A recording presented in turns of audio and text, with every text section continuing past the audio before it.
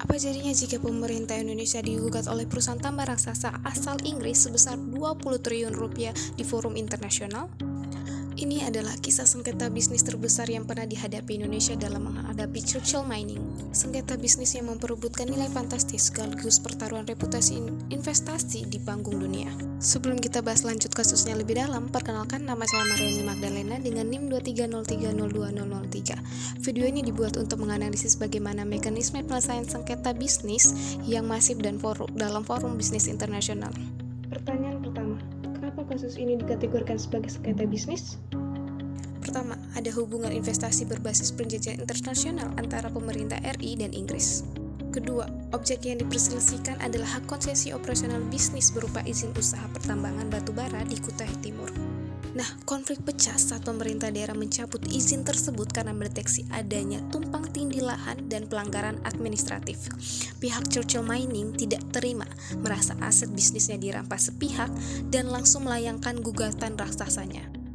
Menariknya, kasus ini tidak diselesaikan di Pengadilan Negeri Indonesia, tetapi dibawa langsung ke arbitrase internasional, yaitu ICSID di Amerika Serikat. Ini adalah bentuk nyata dari penyelesaian sengketa bisnis dalam dunia investasi global. Kenapa memilih arbitrase?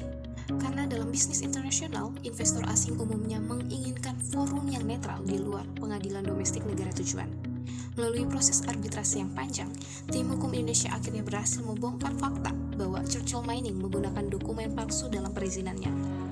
Berdasarkan asas hukum fraud and reverse everything atau kecurangan membatalkan segalanya, Majelis Arbitrase ICSID memenangkan Indonesia secara mutlak. Pemerintah Indonesia melalui Kementerian Hukum dan Hak Asasi Manusia memenangkan gugatan arbitrase internasional. Ada dua pelajaran hukum penting dari penyelesaian sengketa bisnis ini. 1. Undang-Undang Nomor 25 Tahun 2007 tentang penanaman modal menegaskan bahwa meski kita terbuka pada investasi asing, para pelaku bisnis wajib patuh pada hukum administrasi negara setempat. Dan yang kedua, Undang-Undang Nomor 30 Tahun 1999 tentang arbitrase dan APS, di mana memperlihatkan kekuatan putusan arbitrase yang bersifat final dan mengikat bagi para pihak yang bersengketa.